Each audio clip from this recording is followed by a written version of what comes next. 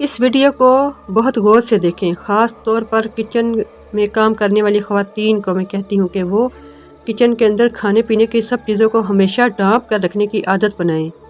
चाहे एक सेकंड के लिए भी किचन से बैठ जाएं, चीज़ खुली छोड़ कर ना जाएं। कुछ पता नहीं होता, कई किस्म के हशरातुल अर्ज़ फिर रहे होते हैं, कीड़े मकोड़े कई तरह के फिर रहे होते हैं और हमें कुछ पता नहीं होता कौन सी चीज़ मुँह मार कर चल जाए। ये देखें छिपकली कितने आराम से कोई चीज़ खा रही है या पी रही है बर्तन में से। अब घर वालों को तो पता भी नहीं चलता कि कोई चीज़ आई और मुंह मार कर चली गई, और वो अपने बच्चों को और घर वालों को वही जहरीली और जरासीम से भरी हुई चीज़ खिला देते हैं।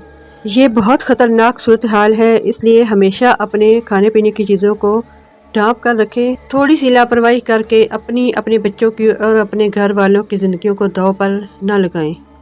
हमारा दीन भी हमें खाने पीने की चीज़ों को हमेशा ढाँप कर रखने की तलकीन करता है।